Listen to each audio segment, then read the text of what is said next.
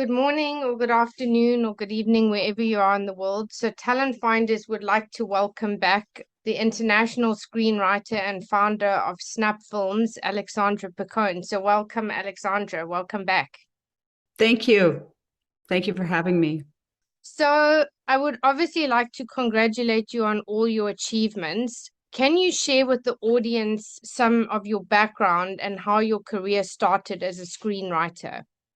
Well, I have an academic background. So I started I did a master's degree in English, and I was on the track to become a professor because I just loved literature and I loved stories. But I felt like my creativity was sort of being stifled in that environment, to be honest. Yes.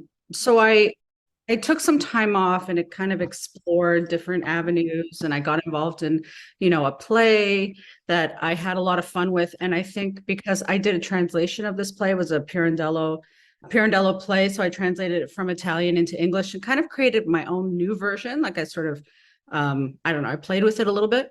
Yes. And in seeing the actors articulate the lines that were Pirandello's lines, but had also been, I had a hand in as creating as well. I don't know. It just became like it was infectious. It was like something Yes. took over me, and I realized that this is what I want to do for the rest of my life. Just seeing people, seeing people say the words I put into their mouths. I don't know what it is about that process, but seeing that something that started in my imagination and then and watching it come to life, watching professionals articulate it and give and breathe life into it and create a whole story and a whole world out of it. Uh, Yes. that was pure magic for me. So right after that, I got involved with a short film called Over a Small Cup of Coffee, which was, we were a ragtag team and we had a lot of fun with it. And that's I how I love met. the title. It's a great I, title. I know it's a great title. It actually comes from an Italian saying that everything can be resolved over a small cup of coffee, a little cup of espresso, right? Yes. Oh, and that's how I met my partner, who I'm still partnered with, Sergio Navarrete, who's the SN in Snap, and and the rest is history. Amazing. I love it. So I want to talk about your passion for storytelling. So what would you say have been some of your biggest influences when choosing to write a story, and what is that process like for you? You mean creative influences like other films and books and things like that? Yes. What has been the inspiration around a lot of these, or what's influenced your choices? I've enjoyed a lot of stories, a lot of different types of stories that have been told. Films. I've always Yes. loved films. I grew up watching, Saturday morning classics on the TV. So I'd watch all these old, black and white films, classics with Audrey Hepburn and you name it, all the names were in them, and I really enjoyed them. They were mostly comical, and I would get lost in these stories, and it really gave me an appreciation for films specifically. But I think some of the stories that come to mind right off the bat are things like, funny enough, The Wizard of Oz. Oh, Um, yes. Classic. yeah, the C.S. Lewis stories. Anything that kind of really where you feel like you're entering a whole other world.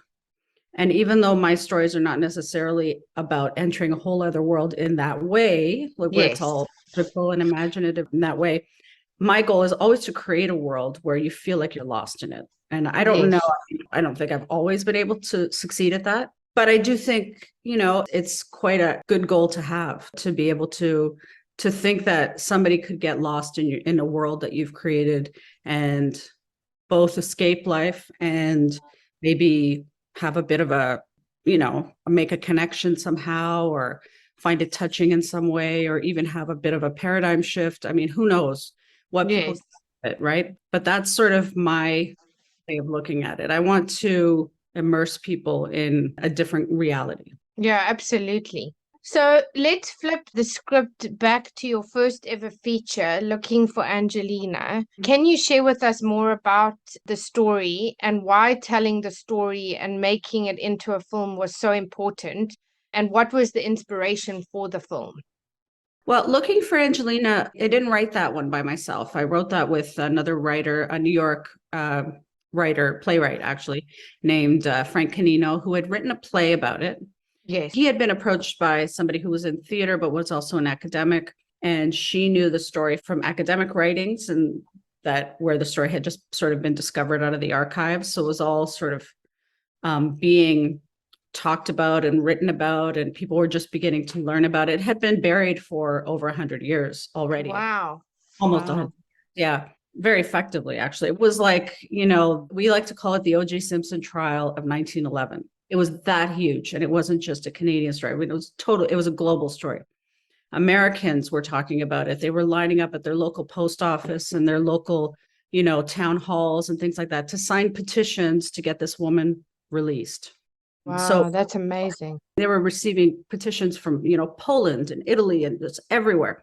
And for those who don't know, it's a story about a woman who murdered her abusive husband on Easter Sunday in 1911. She was an Italian immigrant. And at the time, the way the law worked, a woman wouldn't normally be convicted of this kind of crime. However, she was made an example of because she was an immigrant and, of a background that she wasn't really accepted into the society. So, so it became quite a story. Anyway, so my passion for telling it, when I had met Frank, he had written this play and he had told us about the story. And it just right away, I connected with it. I thought, oh my God, this is an incredible. It was also at an Italian an Italian writers conference. So, we were already in the theme of talking about Italian stories and immigrant stories. And that one just really resonated. I mean, my grandparents came over in 1910 and 1915.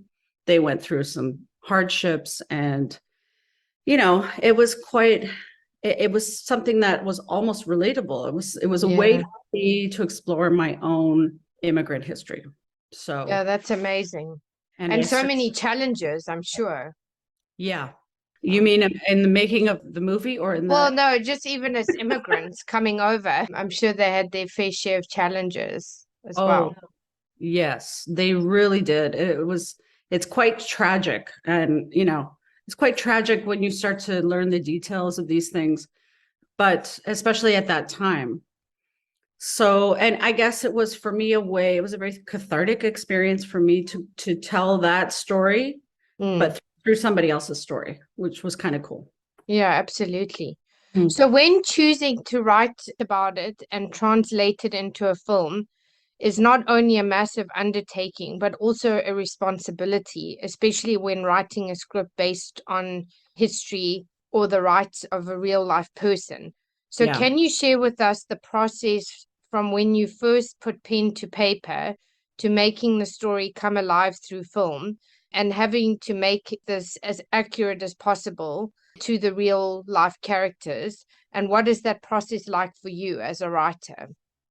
Well, I'll tell you, it's a challenge. It's I'm a sure. big challenge. And I think that every writer has their way of approaching it because I think there are different philosophies. One philosophy that's probably the most popular is that the integrity of the story itself is the most important thing, and how the story works together and hangs together, and whether or not it's entertaining or whatever. That's number one.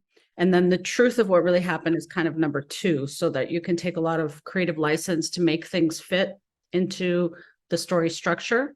Yes. That should make it commercial.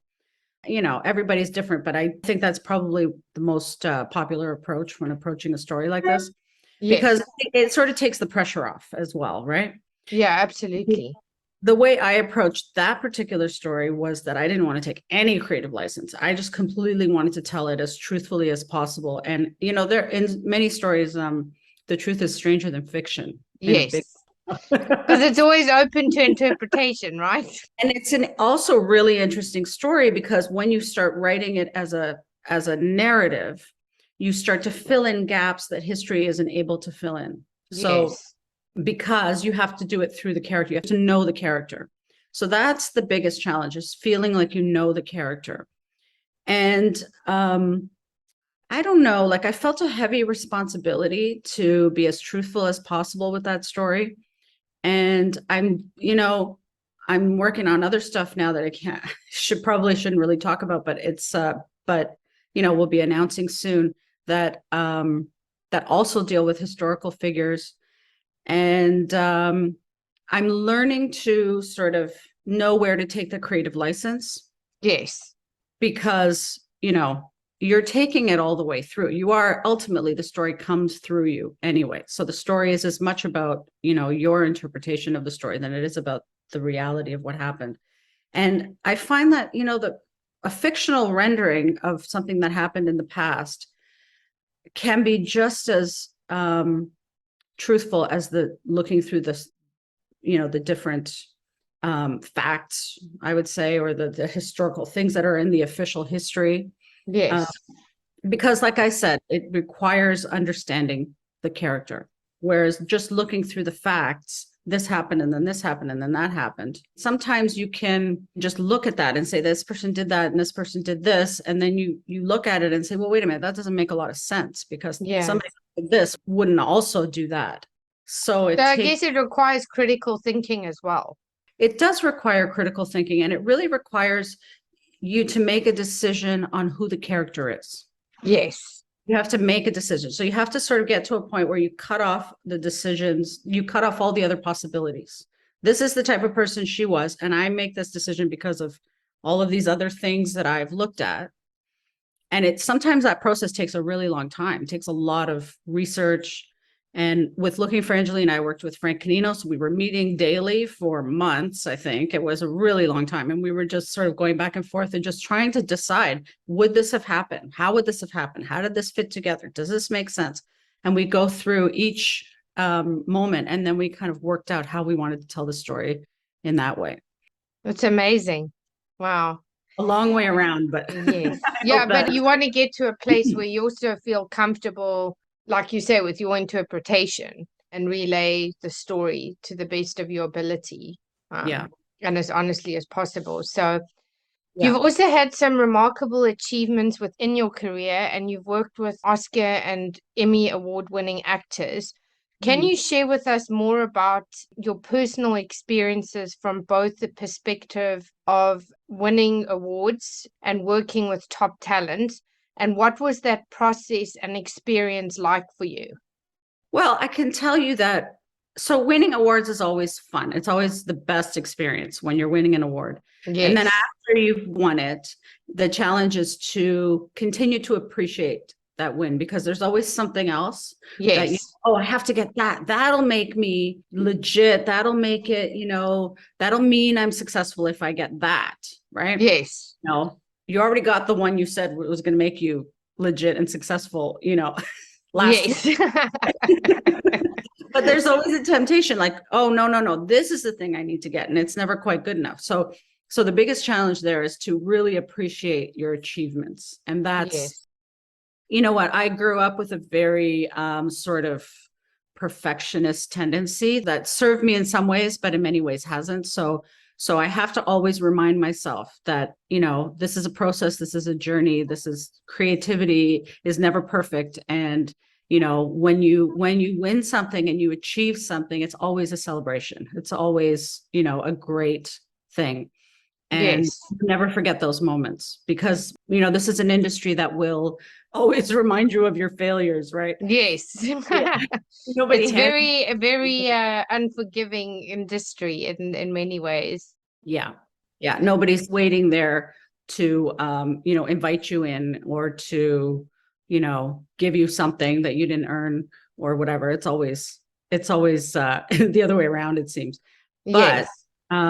the other part of your question was working with the actors. Yes. Because I And mean, when you say, oh, I want to like work with this person, or you identify people that you think may fit that character. I'm just throwing a scenario out here is, especially if it's a high profile person, it's like, how does that process even work? in terms of, Yeah, so in terms of actually approaching those types of people, whether you're approaching their agent, which obviously in most cases you would be, but yeah, sometimes it, it's a combination of sometimes it's approaching the agent. Sometimes it's always, you always have to approach the agent, but sometimes there is maybe a personal connection or a way of, getting to the person. It's always about getting to the person, because you know, if the actor likes the material and likes what you're doing, and you know, is of like, you know, is like-minded and enjoys your work and enjoys what you're trying to achieve, then you know that the process with the agent is always going to be easier. Yes. So we knew, for instance, we've known, I guess, many of the actors that we worked with, we knew um, before approaching them to hire them or through their agents or anything. So they had already personally agreed for the most part. Even with Shohreh Aghdashloo, she had met Sergio, who directed The Cuban. She had met him at the Toronto Film Festival years and years before when she was premiering The Stoning of Soraya M.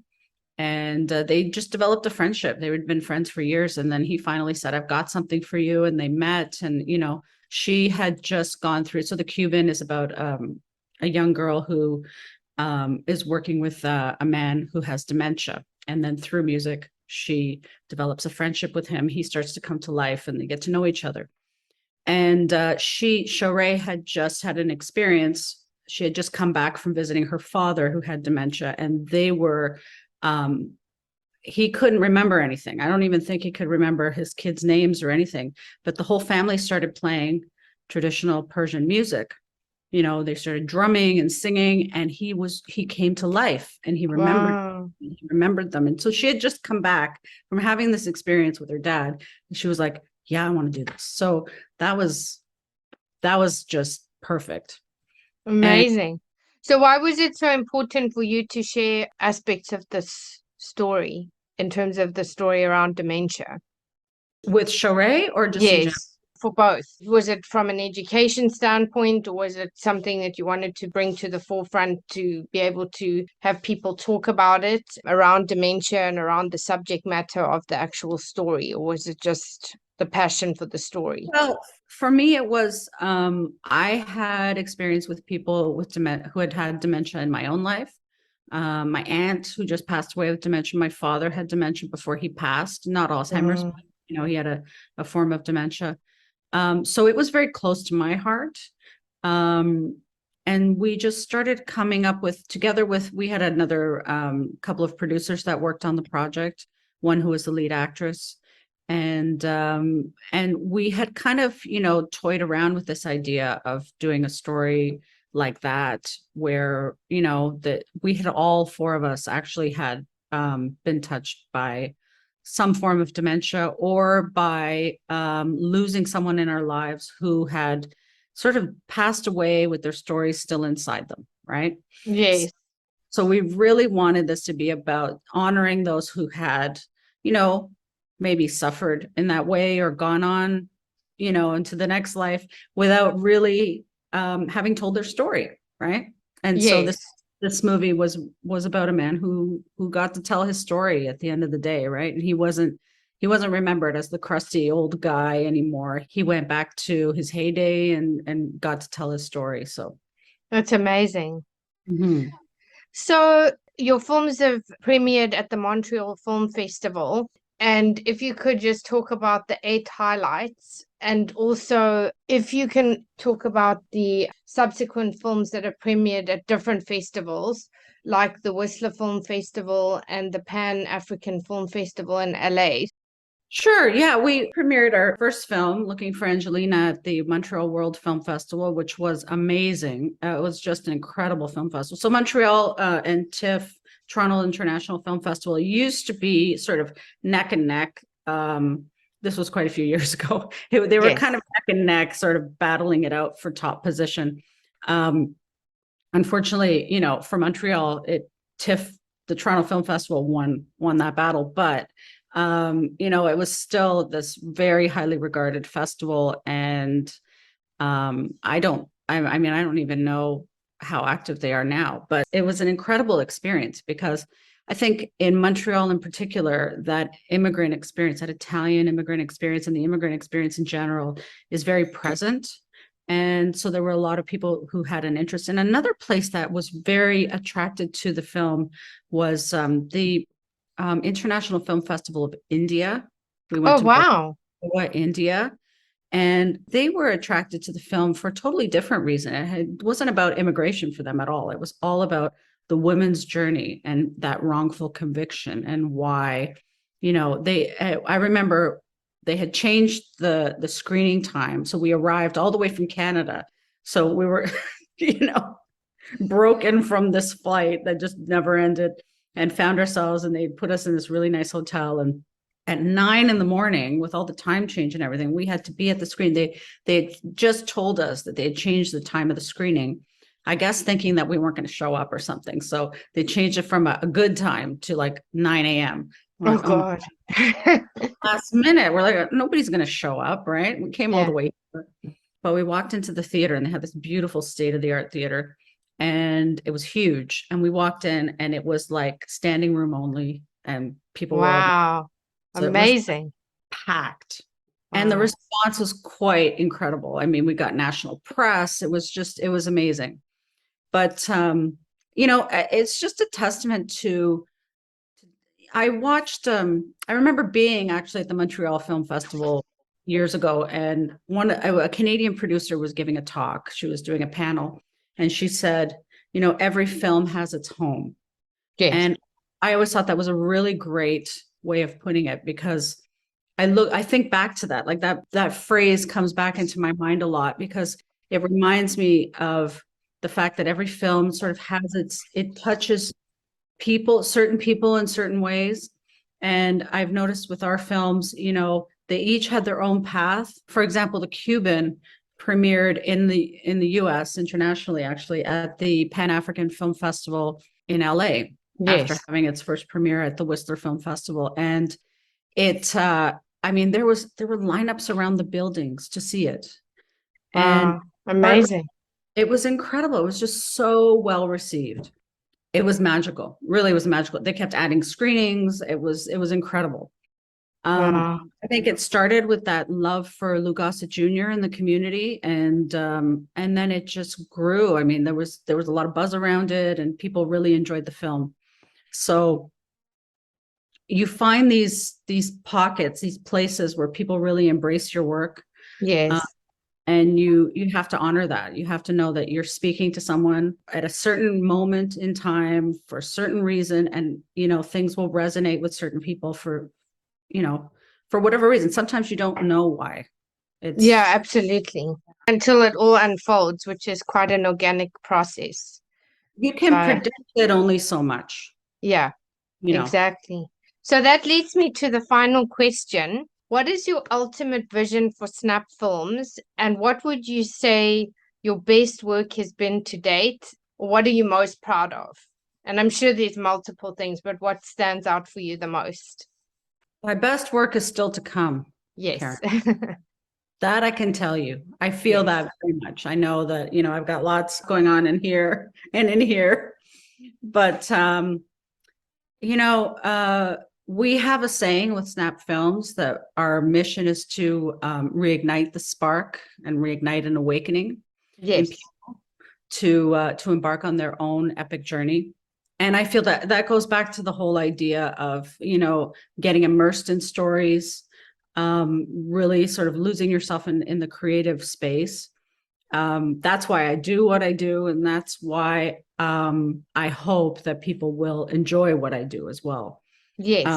We're always trying to make things as marketable as possible and to reach as many people as possible. But ultimately, I don't think you can achieve that unless you really are able to embrace that creative space, really be able to authentically create a whole world for people to enjoy.